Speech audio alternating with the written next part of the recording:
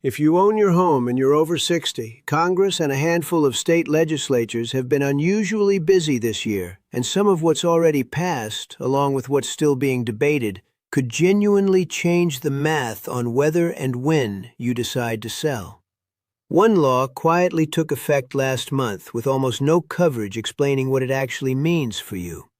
A separate bill in Congress right now could let some senior homeowners walk away from a home sale with up to $1 million in profit, completely untouched by federal tax. And a state-level proposal in Pennsylvania would eliminate property taxes entirely for a specific group of long-term senior homeowners.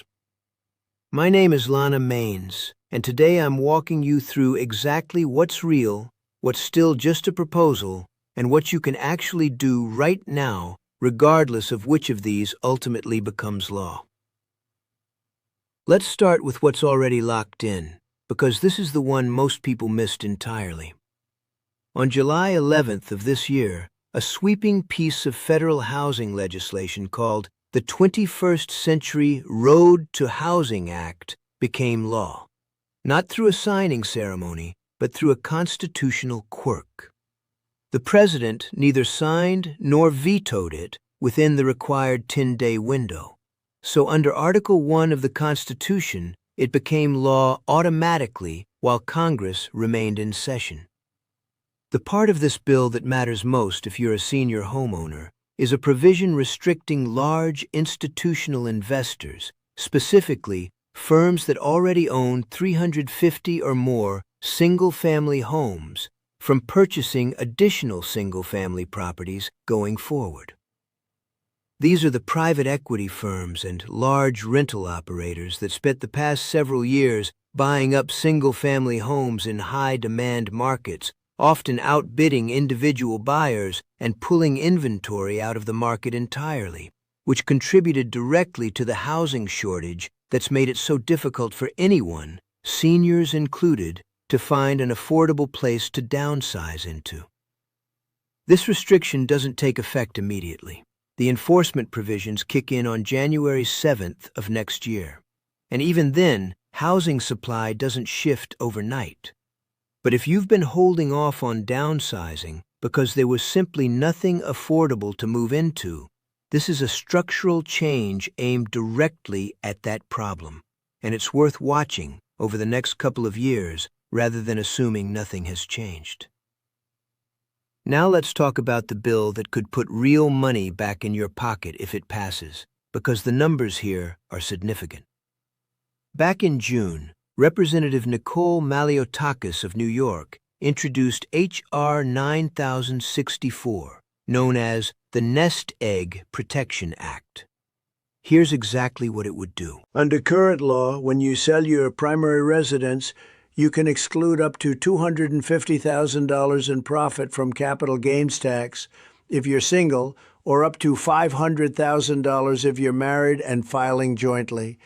Those numbers have not moved since 1997, back when the average home in America sold for around $172,000. Today, according to Federal Reserve data, the average home sale price is over $514,000, and in plenty of metropolitan areas, it's considerably higher than that. The Nest Egg Protection Act would temporarily raise that exclusion to a full $1 million for both single filers and married couples, but only for homeowners who are 65 or older and who have owned their primary residence for at least 25 consecutive years. If it passes, the higher exclusion would apply specifically to sales made between 2027 and 2030.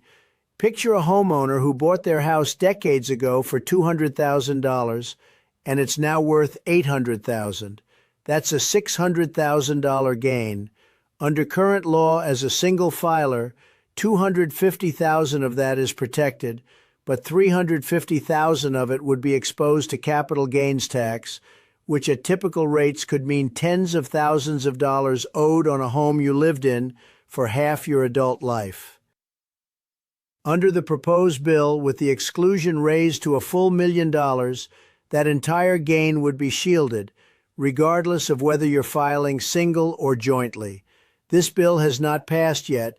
It's still moving through Congress. But if you're a senior homeowner in a high appreciation market like California, New York, the Pacific Northwest, or parts of Florida, and you've been sitting on a decision to sell simply because of what the tax bill might look like, this is exactly the kind of proposal worth tracking closely before you make that call. Representative Maliotakis has been direct about why she introduced this bill in the first place. A huge number of long-term homeowners, particularly baby boomers, who, according to Redfin data, own homes at the highest rate of any generation in the country, are staying put in houses that no longer fit their needs simply because the tax consequences of selling are too steep to justify moving. Economists have a name for this, the lock-in effect, and the Nest Egg Protection Act is specifically designed to unstick it, both to help seniors keep more of their own equity and to free up larger family homes for younger buyers who currently can't find inventory. If you're weighing a sale sometime in the next few years, understanding whether this bill passes before 2027 could change the entire financial calculus of your decision. So this is one worth checking on periodically rather than assuming the current rules are permanent. Now to the third piece, which is narrower in who it affects, but even more aggressive in what it proposes. Pennsylvania State Senator Doug Mastriano introduced legislation this spring named the Sam Worley Elderly Tax Relief Act after a World War II veteran who was still paying property taxes at 100 years old. That would eliminate property taxes entirely for a specific group of senior homeowners. To qualify, you'd need to be 75 years of age or older, have lived in Pennsylvania continuously for at least 10 years, and have owned and occupied your current home for at least 10 consecutive years. Meet all three, and your school, county, and municipal property tax bill drops to zero permanently, with the exemption continuing for a surviving spouse regardless of their own age as long as they stay in the home. Senator Mastriano's reasoning was straightforward. At some point, continuing to tax someone out of a home after a lifetime of contributions simply isn't right, and no senior who's paid property taxes for decades should have to fear losing their home because of rising valuations. The bill includes annual eligibility verification and penalties for fraudulent claims, and it's currently circulating for co-sponsorship in the state Senate, meaning it hasn't had a floor vote yet. But it represents the most aggressive senior property tax relief proposal currently active in any state legislature in the country.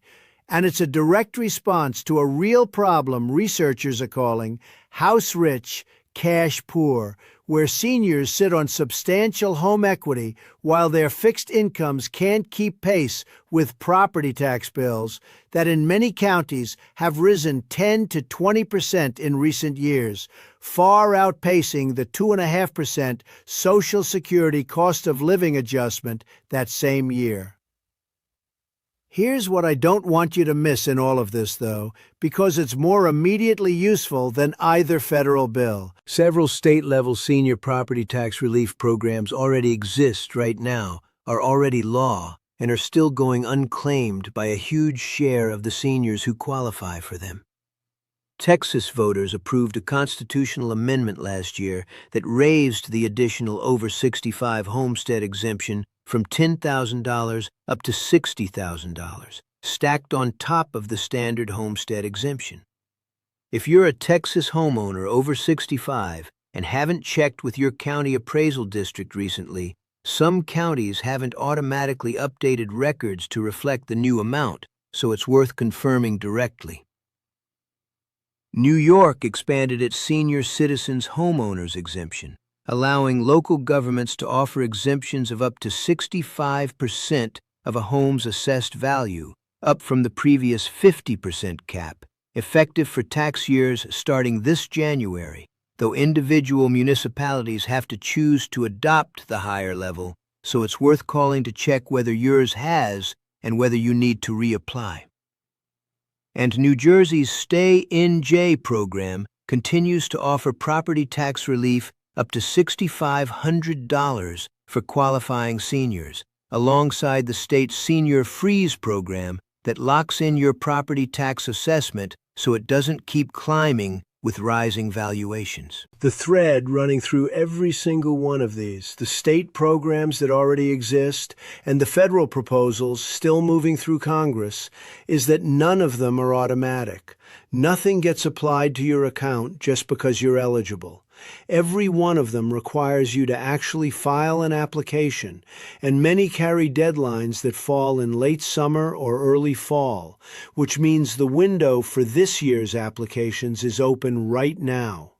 So here's exactly what I do this week. Call your county assessor's office, the number is printed right on your property tax bill, and ask them directly what senior exemptions, freezes, or relief programs apply to your specific address, and what the deadline is to apply for each one before next year's bill goes out. Write those deadlines down and follow through before they pass. If you're in a high appreciation market and considering a sale in the next few years, keep an eye on whether the Nest Egg Protection Act actually passes before 2027, since it could materially change what you owe if you sell. And if you're in Pennsylvania and either you or someone in your family meets the age and residency requirements Senator Mastriano's bill lays out, it's worth watching how that legislation moves and reaching out to your own state senator to weigh in either way. None of these benefits show up on their own. They exist because someone wrote the check for the application on time and asked the right questions before the deadline quietly passed them by.